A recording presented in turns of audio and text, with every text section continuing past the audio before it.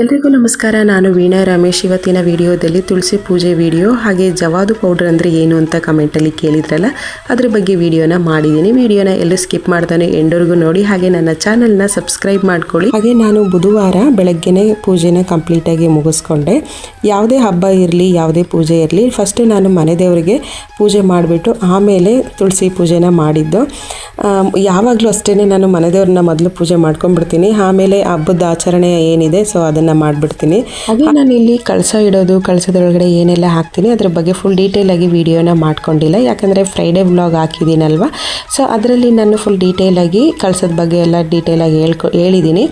ಅದ್ರ ವಿಡಿಯೋ ಲಿಂಕ್ನ ಡಿಸ್ಕ್ರಿಪ್ಷನ್ ಬಾಕ್ಸಲ್ಲಿ ಹಾಕಿರ್ತೀನಿ, ಸೊ ನೋಡಬಹುದು. ಹಾಗಾಗಿ ನಾನು ಜಾಸ್ತಿ ಏನು ತೋರ್ಸೋಕೆ ಹೋಗಿಲ್ಲ ಇಲ್ಲಿ. ಹಾಗೆ ಎಲ್ಲರ ಮನೇಲೂ ಎಲ್ಲರೂ ಕೂಡ ಒಂದೇ ರೀತಿ ದೇವ್ರ ಪೂಜೆನ ಮಾಡ್ತಾರೆ ಅನ್ನೋ ಮಾತು ಸುಳ್ಳು. ಅವರವರ ಪದ್ಧತಿ ಪ್ರಕಾರ ಅವರು ಪೂಜೆನ ಮಾಡ್ತಾರೆ. ಅಂದರೆ ಅವರು ಯಾವ ರೀತಿ ರೂಢಿ ಮಾಡ್ಕೊಂಡಿರ್ತಾರೆ ಆ ರೀತಿ ಪೂಜೆನ ಮಾಡ್ತಾರೆ. ಸೊ ಒಂದು ಅವ್ರ ಅಮ್ಮನಿಂದ ಕಲ್ತಿರ್ತಾರೆ, ಇಲ್ಲ ಅವ್ರ ಅಜ್ಜಿ ತಾತನ ಜೊತೆ ಬೆಳೆದಿದ್ರೆ ಅಜ್ಜಿ ತಾತಂದಿರು ಅಂದರೆ ಅಜ್ಜಿ ಏನು ಹೇಳ್ಕೊಟ್ಟಿರ್ತಾರೆ ಅದ್ರ ಪ್ರಕಾರ ಅವರು ಕಲ್ತಿರ್ತಾರೆ. ಸೊ ನಮ್ಮ ಮನೇಲಿ ಜಾಸ್ತಿ ನಮ್ಮಮ್ಮ ಏನು ಹೇಳ್ಕೊಟ್ರು, ನಮ್ಮ ಅಜ್ಜಿ ಏನು ಹೇಳ್ಕೊಟ್ರು ಅದ್ರ ಪ್ರಕಾರನೇ ನಾವು ಇವತ್ತಿನವರೆಗೂ ನಡೆಸ್ಕೊಂಡು ಬರ್ತಿರೋದೇ ಆ ರೀತಿ ಇದೆ. ಪೂಜೆ ಮಾಡೋ ಅಂಥ ವಿಚಾರದಲ್ಲಿ ಕೂಡ ನನಗೆ ಏನಕ್ಕೆ ಈ ಮಾತು ಹೇಳ್ತಾ ಇದ್ದೀನಿ ಅಂತಂದರೆ, ನನಗೆ ಒಂದು ಫ್ರೈಡೇ ಮಿನಿ ವ್ಲಾಗ್ ಹಾಕಿದ್ದೆ, ಅದರಲ್ಲಿ ನೀವು ಮಾಡ್ತಿರೋದೆಲ್ಲ ಉಲ್ಟಾ ಅಂತ ಹೇಳಿದರು. ಸೊ ನಮ್ಮ ಮನೆಗಳಲ್ಲಿ ಏನು ನಮಗೆ ಸಂಸ್ಕಾರನ ಹೇಳ್ಕೊಟ್ಟು ಬೆಳೆಸಿದರೆ ಅದ್ರ ಪ್ರಕಾರ ನಾವು ನಡ್ಕೊಳ್ತೀವಿ ಅಲ್ವಾ. ಸೊ ಹಾಗಾಗಿ ನಾನು ಈ ಮಾತನ್ನು ಹೇಳ್ತಾ ಇದ್ದೀನಿ. ಪೂಜೆ ಮಾಡಿ ತೋರಿಸೋದ್ರಲ್ಲಿ ಏನಂತ ಉಲ್ಟಾ ಅನ್ನೋದು ನನಗೆ ಗೊತ್ತಿಲ್ಲ. ಹಾಗೆ ನಾನು ಪೂಜೆ ಐಟಮ್ ಎಲ್ಲ ತರಬೇಕಾದ್ರೆ ಗೆಜ್ಜೆ ವಸ್ತ್ರ ತರೋದು ಮರ್ತೋಗ್ಬಿಟ್ಟಿತ್ತು. ಸೊ ಹಾಗಾಗಿ ನಾನು ಅದನ್ನು ಮನೇಲೇ ರೆಡಿ ಮಾಡ್ಕೊಳ್ತಿದ್ದೆ. ಮನೇಲೇ ಬೆಳೆದಿದ್ದಂಥ ಹತ್ತಿ ಇತ್ತು, ಸೊ ನಮ್ಮ ಅತ್ತೆಯವ್ರು ತಂದು ಕೊಟ್ಟಿದ್ರು ಹತ್ತಿನ, ಅದರಲ್ಲೇ ನಾನು ಗೆಜ್ಜೆ ವಸ್ತ್ರನ ರೆಡಿ ಮಾಡ್ಕೊಳ್ತಿದ್ದೆ. ಗೆಜ್ಜೆ ವಸ್ತ್ರ ಮಾಡಬೇಕಾದ್ರೂ ನಾನು ಇದರಲ್ಲಿ ಜವಾದು ಪೌಡ್ರನ್ನ ಮಿಕ್ಸ್ ಮಾಡಿ, ಅರಿಶಿನ ಮತ್ತು ಕೆಂಪು ಕುಂಕುಮ, ಜವಾದು ಪೌಡ್ರು ಮೂರನ್ನು ಮಿಕ್ಸ್ ಮಾಡಿ ನಾನು ಇದನ್ನು ಮಾಡಿ ಇಟ್ಕೊಂಡಿದ್ದೀನಿ. ಹಾಗೆ ನಮ್ಮ ಮನೇಲಿ ತುಳಸಿ ಕಟ್ಟೆ ಚಿಕ್ಕದಾಗಿದ್ದರಿಂದ ನಾನು ಹೊರಗಡೆ ಇಟ್ಟು ಪೂಜೆ ಮಾಡ್ತಾ ಇದ್ದೆ. ನನ್ನ ಮಗಳು ಅಮ್ಮ ದೇವ್ರ ಒಳಗಡೆನೇ ಇಟ್ಟು ಪೂಜೆ ಮಾಡ್ಬೋದಲ್ವ, ತುಂಬ ಚಿಕ್ಕದಾಗಿದೆಯಲ್ಲ ಅಂತ ಅಂದ್ಲು. ಸೊ ನನಗೂ ಕೂಡ ಸರಿ ಅಂತ ಅನ್ನಿಸ್ತು. ಹಾಗಾಗಿ ನಾನು ತುಳಸಿ ಕಟ್ಟೆನ ದೇವ್ರ ಒಳಗಡೆನೇ ಇಟ್ಟು ಪೂಜೆ ಮಾಡ್ತಾ ಇದ್ದೀನಿ. ಅದರ ಜೊತೆಯಲ್ಲಿ ಸಾಲಿಗ್ರಾಮನ ಇಟ್ಟಿದ್ದೀನಿ. ನಾನು ಸಾಲಿಗ್ರಾಮ ಇಟ್ಟು ಹಾಗೆ ಗೆಜ್ಜೆ ವಸ್ತ್ರ ನಾನು ಏನು ಮಾಡಿದ್ದೆ ಅದನ್ನೆಲ್ಲ ಹಾಕಿ, ಹೂವಿನ ಎಲ್ಲ ಹಾಕಿ ನೈವೇದ್ಯಕ್ಕೆ ಅಂತ ನಾನು ಸ್ವೀಟ್ ಪೊಂಗಲ್ನ ಮಾಡಿದ್ದೆ. ಹಾಗೆ ಒಂದು ಮಣೆ ಮೇಲೆ ರೆಡ್ ಕಲರ್ದು ಬ್ಲೌಸ್ ಪೀಸ್ನ ಹಾಕಿ ಅದರ ಮೇಲೆ ನಾನು ತುಳಸಿ ಕಟ್ಟೆನ ಇಟ್ಟು ಚಿಕ್ಕದಾಗಿ ಒಂದು ದೀಪದ ರಂಗೋಲಿನ ಹಾಕಿ ಪೂಜೆ ಮಾಡ್ತಾ ಇದ್ದೀನಿ. ಸೊ ಹಾಗೆ ನಾನು ಪೂಜೆ ಮಾಡೋಕ್ಕೆ ಅಂತ ಒಂದು ಬ್ಲೌಸ್ ಪೀಸ್ನ ತಂದಿದ್ದೆ ಗ್ರೀನ್ ಕಲರ್ದು, ಹಾಗೆ ಬಳೆಗಳನ್ನ ತಗೊಂಡು ಬಂದಿದ್ದೆ. ಸೊ ಇದನ್ನೆಲ್ಲ ಇಟ್ಟು ಪೂಜೆ ಮಾಡಿದ್ದೀನಿ. ಯಾವಾಗಲೂ ಅಷ್ಟೇ ನಾನು ತುಳಸಿ ಪೂಜೆ ಮಾಡಬೇಕಾದ್ರೆ ಹೊರಗಡೆನೇ ಇಟ್ಟು ಪೂಜೆ ಮಾಡ್ತಾ ಇದ್ದೆ. ಹನ್ಸಿಕಾ ಫಸ್ಟ್ ಟೈಮು ಅಮ್ಮ ಇದು ನನಗೋಸ್ಕರ ಪ್ಲೀಸ್ ಒಳಗಡೆನೇ ಇಟ್ಟು ಪೂಜೆ ಮಾಡಿ, ಚಿಕ್ಕದಾಗೆ ಇದೆಯಲ್ಲ ಒಳಗಡೆ ಇಟ್ಕೊಬೋದಲ್ವಾ ಅಂತ ಹೇಳಿ ತುಂಬ ಮಾಡಿದ ಅಂದರೆ ಹಿಂಸೆ ಮಾಡಿದ್ಲು ಅಂತ ಹೇಳಿ ನಾನು ತುಳಸಿ ಕಟ್ಟೆನ ಒಳಗಡೆನೇ ಇಟ್ಟು ಪೂಜೆ ಮಾಡ್ತಿರೋ ಅಂಥದ್ದು. ಹಾಗೆ ಜವಾದು ಪೌಡ್ರ್ ಬಗ್ಗೆ ತುಂಬ ಕಮೆಂಟ್ ಮಾಡಿದ್ರಿ, ಜವಾದು ಪೌಡ್ರ್ ಅಂದರೆ ಏನು, ಹಾಗೆ ಅದರ ಉಪಯೋಗಗಳೇನು ಅಂತ ಎಲ್ಲ ಕೇಳಿದ್ರಿ.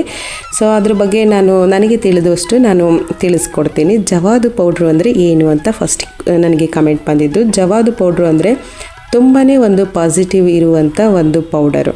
ಸೊ ಅದರ ಸ್ಮೆಲ್ ನೋಡಿದರೆ ನಿಮಗೆ ಗೊತ್ತಾಗುತ್ತೆ ಎಷ್ಟು ಪಾಸಿಟಿವ್ ಇದೆ ಅದರಲ್ಲಿ ಅಂತ ಹೇಳಿ.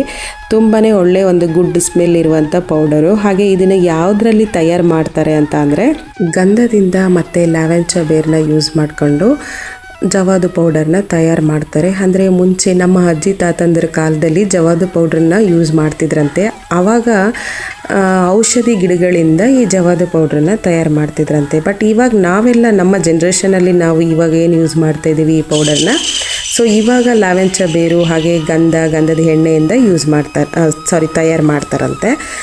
ಅಂದರೆ ನಾನು ಏನು ಹೇಳ್ತಿರೋದು ಅಂದರೆ, ನಾನು ಜವಾದು ಪೌಡ್ರ್ ಬಗ್ಗೆ ಒಂದು ಸ್ಟೋರಿ ಇದೆ ನಂದು, ಚಿಕ್ಕದಾಗಿ ಹೇಳಿ ಮುಗಿಸ್ಬಿಡ್ತೀನಿ ನಾನು. ನಾವು ಸ್ವಂತ ಮನೆ ಮಾಡ್ಕೊಳ್ಳೋಕ್ಕಿಂತ ಮುಂಚೆ ಬಾಡಿಗೆ ಮನೇಲಿದ್ವಿ. ಆವಾಗ ನಮ್ಮ ಮನೆ ಪಕ್ಕದಲ್ಲಿ ವಿಷ್ಣು ದೇವಸ್ಥಾನದ ಅರ್ಚಕರ ಫ್ಯಾಮಿಲಿ ಇದ್ದರು. ಅವ್ರ ಮನೆಗೇನಾದರೂ ಹೋದಾಗ ಗುಡ್ ಸ್ಮೆಲ್ ಬರೋದು, ಒಂಥರ ದೇವಸ್ಥಾನಕ್ಕೆ ಹೋಗಿದ್ದೀವಿ ಅನ್ನೋ ರೀತಿಲಿ ಫೀಲ್ ಆಗೋದು. ದೇವಸ್ಥಾನಕ್ಕೆ ಹೋದಾಗ ಯಾವ ರೀತಿ ಸ್ಮೆಲ್ ಬರೋದು ದೇವಸ್ಥಾನದ ಒಳಗಡೆ ಎಲ್ಲ, ಆ ರೀತಿ ಇಲ್ಲೂ ಅವ್ರ ಮನೇಲೂ ಬರೋದು. ನಾನು ಅವ್ರ ಹತ್ರ ಕೇಳಿದ್ದು ಏನು ಇಷ್ಟೊಂದು ಚೆನ್ನಾಗಿ ಗುಡ್ ಸ್ಮೆಲ್ ಇದೆಯಲ್ಲ ಅಂದಾಗ ಅವ್ರು ಹೇಳಿದರು ಜವಾದು ಪೌಡ್ರನ್ನ ಹಾಕ್ತೀವಿ ಅಂತ. ಅವರು ದಿನನಿತ್ಯ ಉರುಳಿ ಇಡೋರು ಮನೆ ಮುಂದೆ. ಸೊ ನಂಗೆ ಅದೆಲ್ಲ ಇಷ್ಟ ಆಗ್ತಿತ್ತು, ಅವ್ರು ಮಾಡೋ ಅಂಥ ಕೆಲಸಗಳೆಲ್ಲ ಇಷ್ಟ ಆಗ್ತಿತ್ತು. ಆವಾಗ ನಾನು ಇದನ್ನು ಕೇಳಿ ಜವಾದು ಪೌಡ್ರನ್ನ ತೊಗೊಂಡು ಬಂದಿದ್ದು. ಹಾಗೆ ನಾನು ನನ್ನ ಯೂಟ್ಯೂಬ್ ಚಾನಲ್ನಲ್ಲಿ ನಾನು ಸಿದ್ಧರ ದೇವಸ್ಥಾನದ ಒಂದು ವಿಡಿಯೋ ಹಾಕಿದ್ದೀನಿ. ಸೊ ಆ ದೇವಸ್ಥಾನದಲ್ಲಿ ತುಂಬಾ ಯೂಸ್ ಮಾಡ್ತಾರೆ ಇದನ್ನು. ಹಾಗಾಗಿ ನಮ್ಮ ಮನೆಯವ್ರ ಹತ್ರ ಕೇಳಿದ್ದಾಗ ಈ ಪೌಡ್ರನ್ನ ತಂದು ಕೊಟ್ಟರು. ಅವಾಗಿಂದ ನಾನು ಯೂಸ್ ಮಾಡ್ತೀನಿ. ಸುಮಾರು ಒಂದು 15 ವರ್ಷದಿಂದ ನಾನು ಇದನ್ನು ಯೂಸ್ ಮಾಡ್ತಾಯಿದ್ದೀನಿ ಅಂತ ಹೇಳ್ತೀನಿ. ಹಾಗೆ ಈ ರೀತಿ ಒಂದು ಸ್ಮಾಲ್ ಬಾಟಲಲ್ಲಿ ಬರುತ್ತೆ. ಒಂದು ಬಾಟಲ್ಲು 30 ರೂಪೀಸು. ನಾನು 2 ಬಾಟಲ್ನ ತೆಗೆದು ಇಟ್ಕೊಂಡಿದ್ದೀನಿ. ಒಂದು ನಮ್ಮ ಮನೆಯವರು ಯೂಸ್ ಮಾಡ್ತಾರೆ, ಇನ್ನೊಂದು ನಾನು ದೇವ್ರ ಮೇಲೆ ಇಟ್ಕೊಂಡಿರ್ತೀನಿ. ಸೊ ಪೂಜೆಗೆ ಮಾತ್ರ ಯೂಸ್ ಮಾಡ್ಕೊಳ್ತೀನಿ. ಸೊ ದೇವ್ರ ರೂಮ್ನ ಕ್ಲೀನ್ ಮಾಡಬೇಕಾದ್ರೆ ಆ ನೀರಲ್ಲಿ ಒಂದು ಚುಟುಕಿ ಅಷ್ಟು ಹಾಕ್ಕೊಂಡು ದೇವ್ರ ರೂಮೆಲ್ಲ ವಾಶ್ ಮಾಡ್ಕೊಬೋದು. ಕಳಸ ಇಡಬೇಕಾದ್ರೆ ಹಾಕ್ಬೋದು. ಹಾಗೆ ದೀಪ ಹಚ್ಚಬೇಕಾದ್ರೆ ದೀಪದ ಕೆಳಗಡೆ ಇಟ್ಟು ದೀಪನ ಹಚ್ಬೋದು. ಮತ್ತು ಕಬೋರ್ಡ್ಗಳಲ್ಲಿ ತುಂಬ ರೇಷ್ಮೆ ಸೀರೆಗಳು ತುಂಬ ದಿನಗಳಿಂದ ಉಟ್ಟೇ ಇರಲ್ಲ, ಹಾಗೆ ಇಟ್ಟಿರ್ತೀವಿ. ಸೊ ಒಂಥರ ಸ್ಮೆಲ್ ಬರ್ತಿರುತ್ತೆ, ಮುಗ್ಗು ಸ್ಮೆಲ್ ಅಂತಾರಲ್ಲ, ಸೊ ಆ ರೀತಿ ಬರ್ತಿರುತ್ತೆ. ಆ ಥರ ಸ್ಮೆಲ್ ಬರಬಾರ್ದು ಅಂತ ಅಂದರೆ ಇದನ್ನೇ ಒಂದು ಹತ್ತಿಲಿ ಚೆನ್ನಾಗಿ ಹೆಜ್ಬಿಟ್ಟು ಒಂಥರ ಪ್ಯಾಕೆಟಾಗಿ ಮಾಡಿ ಇಟ್ಕೊಂಡ್ರೆ ತುಂಬಾ ಗುಡ್ ಸ್ಮೆಲ್ ಇರುತ್ತೆ. ಸೊ ನಮ್ಮನೆಯವರು ಇವತ್ತರೆಗೂ ಯಾವುದೇ ರೀತಿ ಪರ್ಫ್ಯೂಮ್ ಯೂಸ್ ಮಾಡಲ್ಲ, ಇದನ್ನು ಬಟ್ಟೆಗೆ ಹಾಕೊಂಡು ಹೋಗ್ತಾರೆ. ಇದು ಈ ಪೌಡ್ರು ಒಂಥರ ಆಕರ್ಷಣೆ ಮಾಡುವಂಥ ಗುಣನ ಹೊಂದಿರುತ್ತೆ ಈ ಪೌಡ್ರು ಅಂತ ಹೇಳಿ. ಜವಾದು ಪೌಡರ್ ಮಾತ್ರ ಅಲ್ಲ, ಜವಾದು ಪೇಸ್ಟ್ ಕೂಡ ಸಿಗುತ್ತೆ, ಹಾಗೆ ಆಯಿಲ್ ಕೂಡ ಸಿಗುತ್ತೆ, ದೀಪದ ಆಯಿಲ್ ಕೂಡ ಸಿಗುತ್ತೆ. ತುಂಬಾ ಒಂಥರ ಪಾಸಿಟಿವ್ನೆಸ್ ಇರುವಂಥ ಒಂದು ಪೌಡ್ರು ಇದು. ಹಾಗೆ ನಾನು ಇದನ್ನು ಕಳಸ ಇಡಬೇಕಾದ್ರೆ ಕಳಸದೊಳಗಡೆ ಹಾಕ್ತೀನಿ, ಹುರುಳಿ ಅಲಂಕಾರ ಮಾಡಬೇಕಾದ್ರೆ ಹಾಕ್ತೀನಿ. ಸೊ ನಾನು ಯಾವುದಕ್ಕೆ ಯೂಸ್ ಮಾಡ್ತೀನಿ ಅದನ್ನೆಲ್ಲ ವಿಡಿಯೋದಲ್ಲಿ ನಾನು ತೋರಿಸಿದ್ದೀನಿ, ನನಗೆ ತಿಳಿದಷ್ಟು ನಾನು ಹೇಳಿದ್ದೀನಿ. ಸೊ ಇದನ್ನು ಯೂಸ್ ಮಾಡೋದ್ರಿಂದ ಮನೇಲಿ ಒಂಥರ ಪಾಸಿಟಿವ್ನೆಸ್ ಜಾಸ್ತಿ ಇರುತ್ತೆ ಅಂತ ಹೇಳ್ತೀನಿ. ಹಾಗೆ ಇವತ್ತಿನ ವಿಡಿಯೋ ನಿಮಗೆ ಸ್ವಲ್ಪನಾದರೂ ಇಷ್ಟ ಇದ್ದರೆ ನನ್ನ ಚಾನಲ್ನ ಸಬ್ಸ್ಕ್ರೈಬ್ ಮಾಡ್ಕೊಳ್ಳಿ. ಸಿಗೋಣ ಮುಂದಿನ ವ್ಲಾಗಲ್ಲಿ. Thank you for watching and subscribe my channel.